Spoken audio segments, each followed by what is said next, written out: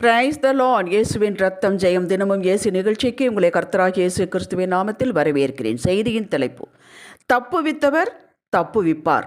ஆதார வசனம் 1 சாமுவேல் 17:37. பின்னும் தாவீது, என்னை சிங்கத்தின் கைக்கும் கரடியின் கைக்கும் தப்புவித்த கர்த்தர் இந்த பெலிஸ்தீனுடைய கைக்கும் தப்புவிப்பார் என்றான். அப்பொழுது சவுல் தாவீதை பார்த்து, போ, கர்த்தர் உன்னுடனே கூட இருப்பாராக என்றான். கிறிஸ்துவுக்குள் அன்பானவர்களே, 1 சாமுவேல் 14 58 வசனங்கள் உண்டு. பெலிஸ்தியர் இஸ்ரவேலை எதிர்த்து யுத்தத்திற்கு வந்தார்கள். காத்து ஊரானாகிய கோலியாத்தை முன்னிறுத்தி சவால் வைப்பதிலிருந்து அந்த அதிகாரம் ஆரம்பமாகி பெலிஸ்தியனாகிய கோலியாத்தின் தலை தாவீதின் கையில் இருந்தது என்று முடிகிறது.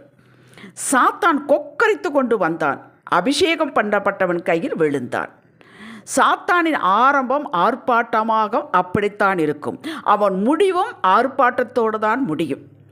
மார்க் 5 சொல்லப்பட்ட லேகியோன் பிசாசுகள் பிடித்த மனிதன் இயேசுவுக்கும் சீசர்களுக்கு எதிர்ப்படுகிறான். அவன் சங்கிலிகளாலும் விலங்குகளிலாலும் கட்டப்பட்டிருந்தாலும் அவைகளை முறித்து தகர்த்து போட்டுவிட்டு கூக்கரலிட்டு கல்லுகளினாலே தன்னை காயப்படுத்தி கொண்டிருந்தான். சுடுகாடு அவன் வீடு. அவனை கட்ட அடக்க ஒருவராலும் கூடாதிருந்தது. அப்படித்தான் வேதம் வர்ணிக்கிறது. எல்லாரையும் பயமுறுத்தி கொண்டிருந்தான். இயேசுவை பார்த்ததும் ஓடி வந்து பணிந்து கொண்டு தங்களை அந்த திசையிலிருந்து துரத்தி விடாதபடிக்கு அவரை மிகவும் வேண்டிக் கொண்டன பிசாசுகள். கேட்டீர்களா?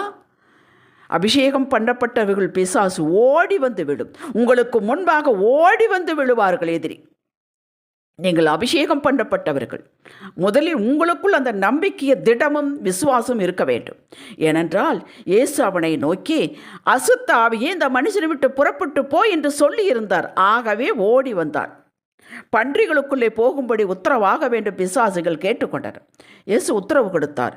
பிசாசுகள் இடம் மாறும் தன்மை உடையன. இப்பொழுது இந்த மனிதனை விட்டு பன்றிக்குள் புகுந்தன. இந்த மனிதன் விடுதலையானான். மார்க் 5 ஆரம்பித்த சுடுகாட்டையே வீடாக கொண்டவன் அதே அதிகாரம் 20வது வசனத்தில் அவன் தான் விடுதலையான விதத்தை தெக்கபோலி என்னும் நாட்டில் பிரசித்தம் பண்ண தொடங்கினான். சுவிசேஷகனாக மாறினான். இவாஞ்சலிஸ்டாக மாறினான். என்ன நடந்தது? அபிஷேகம் நிறைந்தவரை சந்தித்தான். வெளியேறின பிசாசுகள். அவ்வளவுதான் மக்களே. 1 சாமுவேல் 17:37 வசனத்தின் வெளிப்பாடுகளில் ஒன்று, அபிஷேகம் பண்ணப்பட்ட தேவ பிள்ளையிடம் அசுத்த ஆவி சரணடையும், விலகி ஓடும். நீங்கள் அபிஷேகம் பண்ணப்பட்டவர்கள், அழைக்கப்பட்டவர்கள், உடன்படிக்கையின் பிள்ளை. நீங்கள் உங்களுடைய மகிமையை, உங்களுடைய கணத்தை நீங்கள் உணர வேண்டும். முதலில் அது இல்லை இது இல்லை எதுவும் இல்லாமல் இருக்கலாம். ஒரு சூழ்நிலை, ஒரு மனிதன் அல்லது ஒரு கூட்டம் நம்மை காரணமில்லாமல் எதிர்க்கிறார்கள், பயமுறுத்துகிறார்கள் என்றால் அவர்கள் அவனுடைய, அதாவது பிசாசனுடைய ஆளுகைக்குள் இருக்கிறார்கள் என்பதாகும்.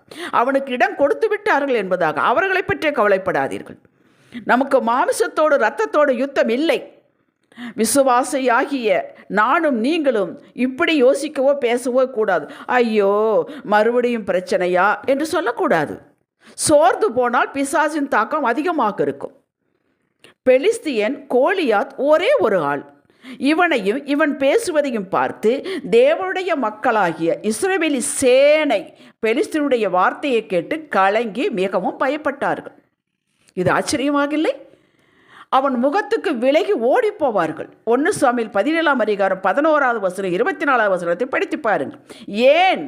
தங்களை மாத்திரம் தனித்து பார்த்தார்கள். தங்களையும் கோலியாத்தை ஒப்பிட்டு பார்த்தார்கள். அடே, இவன் எவ்வளோ கைட்டு, இவன் என்னெல்லாம் வைத்திருக்கிறான், பட்டயம் பார் எத்தாசோடு இருக்கிறது, நம்மிடம் இவ்வளவுதான் இருக்கு, நம்மிடம் பட்டயம் இல்லையே. இப்படி இவனையும் அவர்களை ஒப்பிட்டு பார்த்தார்கள். சேனைகளின் தேவன் தங்களோடு இருக்கிறார் என்பதை மறந்தார்கள். சர்வ சேனைக்கு தலைவர் தங்களோடு இருக்கிறார் என்பதை மறந்தார்கள். யுத்தத்தில் ஜெயம் எடுக்கிறோம், முற்றிலும் ஜெயம் எடுக்கிறவர் தன்னோடு இருக்கிறவர்கள் மறந்தார்கள். அப்படித்தான் நீங்களும் நானும் அடிக்கடி மறந்து விடுகிறோம்.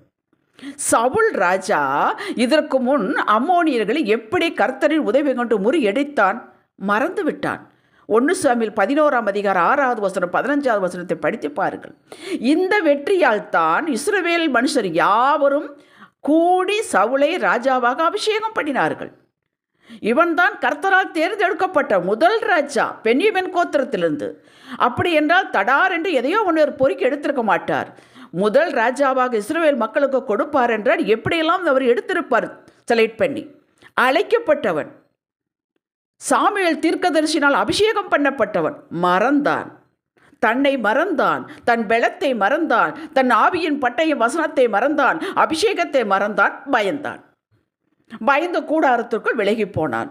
அப்படித்தான் அந்த பயம் என்ற ஆவியை நமக்குள் விடக்கூடாது. நாம் யார் என்பதை நீங்கள் தினமும் வாய் விட்டு சொல்லுங்கள். மக்களே, நீங்கள் கர்த்தரால் தேர்ந்தெடுக்கப்பட்டவர்கள், அபிஷேகம் பண்ணப்பட்டவர்கள், ஆவியின் நிறைவை பண்ணப்பட்டவர்கள். நீங்கள் உங்களது பலத்தில் இல்லை, தேவ பலம் உங்களுக்குள் இருக்கிறது. உங்களை பலப்படுத்துகிற கிறிஸ்துவினாலே எல்லாவற்றையும் செய்ய உங்களுக்கு பலன் உண்டு. உங்கள் பலம் ஒன்றுமில்லை, பராக்கிரமம் ஒன்றுமில்லை, உங்களுக்குள்ளே இருக்கும் ஆவியினாலே எல்லாம் ஆகும். அந்த ஆவியானவரை மட்டுப்படுத்தாதீர்கள், தேவ பலத்தை மட்டுப்படுத்தாதீர்கள். இதை நீங்கள் நம்ப வேண்டும், உணர வேண்டும், அனுபவத்துக்கு கொண்டு வர வேண்டும். அனுபவத்திற்கு கொண்டு வரவிட்டால் எதற்காக சபைக்கு போக வேண்டும், எதற்காக வேதத்தை வாசிக்க வேண்டும்? கிறிஸ்துவை அனுபவத்திற்கு கொண்டு வர வேண்டும். எப்பேற்பட்ட பிரச்சனையாக இருந்தாலும் கர்த்தர் உங்களை பிசாசின் முன் தோற்கடிக்க விடமாட்டார். பணபலம், அந்தஸ்து, ஆள்பலம், சபர்தேசம் உங்களுக்கு இல்லாமல் இருக்கலாம். பெரிய பர்வதங்களை புரட்டி போடும் தேவ ஆவியின் பலம் உங்களுக்குள் இருக்கிறது. அவருடைய ஞானம் அந்த இடத்தில் வேலை செய்யும். பிரச்சனையை தாவீது தன்னன் பலன் கொண்டு பார்க்கவில்லை. சேனைகளின் தேவனாகிய கர்த்தருடைய நாமத்தில் வருகிறேன் என்றான். அவன் தன்னுடைய பலத்தில் வரவில்லை, அவருடைய ரெப்ரசன்டேட்டிவாக வந்தான். ஒரு கல்லை கொண்டு, அவன் 5 கல் வச்சிருந்தது தேவையில்லை, ஒரே ஒரு கல்லை கொண்டு கோலியாத்தை தாவீது கொண்டு வீழ்த்தினார். கர்த்தர் வீழ்த்தினார். பிரச்சனைக்கு முற்றுப்புள்ளி. எரேமியா 10:6, எரேமியா 10:10 வாசியுங்கள். இயேசுவின் நாமம் வல்லமையுள்ள நாமம். அந்த நாமத்திற்கு முன்பாக முழங்கால் யாவும் உடனும் நாவு யாவும் தேவன் என்று அறிக்கப்படும். அப்பேற்பட்ட நாமம். அந்த நாமத்தை கேடகமாக கவசமாக எடுத்துக்கொண்டு நில்லுங்கள். ஒருவனும் உங்களுக்கு முன்பாக எதிர்த்து நிற்பதில்லை என்று வாக்கு கொடுத்திருக்கிறார் யோசுவா 1:5. இந்த வாக்கு உங்களுக்கும் எனக்கும் தான், நம்முடைய வம்சத்திற்கு, தலைமுறைகளுக்குத்தான். நீங்கள் ஒரு ஜெபம் செய்துவிட்டு கர்த்தரை துதித்து விட்டு, தகப்பனே, இதோ உங்கள் நாமத்தில் இந்த ஆஃபீஸரை, இந்த கூட்டத்தை, இந்த கோர்ட்டு கேஸை, இவர்களை நான் சந்திக்கப் போகிறேன். எதுவாக இருந்தாலும் சரி, போங்கள், தைரியமாக போங்கள். எப்படி வெற்றி பெற வைப்பார் என்பது எனக்கு தெரியாது, ஆனால் வெற்றியோடு திரும்பி வருவீர்கள் என்பது உறுதியை நான் சொல்லுகிறேன். இந்த பெலிஸ்தியன் என்றான் தாவீது அலட்சியமாக. அப்படித்தான் நம்ம பார்க்க வேண்டும் ப்ராப்ளத்தை. இந்த ப்ராப்ளமா, இவங்களா, அப்படித்தான் பார்க்க வேண்டும். பெலிஸ்தியன் என்பவன் யார்? அவன் நேரடியாக தாக்க மாட்டான். ஆதியாகமம் 27ஆம் அதிகாரத்தை வாசித்து பாருங்கள், 26ஐ வாசித்து பாருங்கள். ஆபிரகாம் இறந்த என்பதற்குத்தான் அவன் துறவுகளெல்லாம் தூர்த்து போட்டான். பதிவிருந்து வருவான், நேரடியாக தாக்க மாட்டான். பட்டயம் இல்லாதனோடு யுத்தம் பண்ணுவான். நம்மிடம் பட்டயம் இருக்கிறது, ஆவியின் பட்டயமான வசனம். இவன் விருத்த சேதனம் இல்லாதவன். அப்படி என்றால் உடன்படிக்கை இல்லாதவன், தேவனோடு உடன்படிக்கை இல்லாதவன். நாம் தேவனோடு உடன்படிக்கை, கிறிஸ்து நமக்காக தேவனோடு உடன்படிக்கை பண்ணியிருக்கிறார். நாம் கிறிஸ்துவுக்குள் இருக்கிறோம், நம்ம உடன்படிக்கையின் பிள்ளைகள். நமக்கு ஒரு பிரச்சனை என்றால் பரலோகமே பேக்கப்புகள் நிற்க வேண்டும். இப்போது நம்ம காரியத்துக்கு வருகிறேன். நீங்கள் ரட்சிக்கப்பட்டு அபிஷேகம் பண்ணப்பட்டவர்கள், ஆவியின் நிறைவேற்பட்டவர்கள். உங்களிடம் கர்த்தரின் பட்டயமான வேத வசனங்கள் உண்டு, அபிஷேகம் கொண்ட வார்த்தைகள் உண்டு, ரேமா வார்த்தைகள் உண்டு. அடுத்து நீங்கள் உடன்படிக்கையின் பிள்ளை. ஏற்கனவே சொல்லிவிட்டேன், உங்கள் மேல் கை வைத்தால் அது இயேசுவின் மேல் கை வைத்தது போல், உங்களை தொட்டால் அது இயேசுவின் கண்மணிகளை தொடுவது போல். அப்படித்தான் வேதம் சொல்லுகிறது, அப்படித்தான் அவர் எடுத்துக்கொள்வார். இத்தனை விஷயம் உங்களுக்கு தெரிந்திருத்தல் அவசியம். எதிராளிக்கு அரசியல் பலம் இருக்கலாம், போலீஸ் செல்வாக்கு இருக்கலாம், உண்டு என்றால் உங்களுக்கு பரலோகமே பேக்கப்பில் இருக்கிறது. எது பெரியது? உலகத்தில் இருப்பவர்கள் உங்களுக்குள் இருக்கிறவர் பெரியவர், அவர்களோடு இருப்பவரை காட்டில் உங்களோடு இருப்பவர் அநேகர். இதையெல்லாம் நீங்கள் பிராக்டிஸுக்கு கொண்டு வர வேண்டும். நீங்கள் ஜெப சிந்தையோடு தேவ பலத்தோடு செல்லும்போது எதிராளியை காத்த நிழல் ஒதுங்கிவிடும்.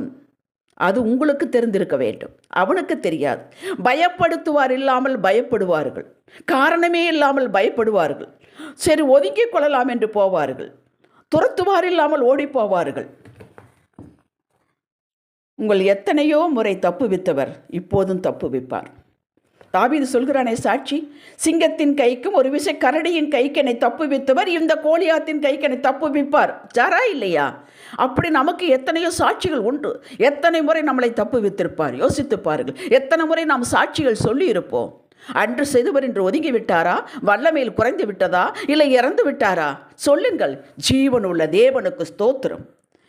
எத்தனை முறை போனாலும் தப்புவிப்பார். முற்றிலும் ஜெயம் கொடுக்கிற தேவனுக்கு ஸ்தோத்திரம் என்று சொல்லிக்கொண்டு எழும்புங்கள். ஜெபிக்கலாம். தகப்பனே, உமது நாமம் பலத்த துருகம், கேடகம், ஆவியின் பட்டயமான வார்த்தை எனக்குள் இருக்கிறது. நீர் எனக்கு முன்பாக சென்று தடைகளை நீக்கி போடுகிறவர், முன்பாக செல்கிறவர் எனக்குள்ளும் இருக்கிறேன். உம்முடைய நாமத்தில் ஒரு மதிலை தாண்டுவேன்.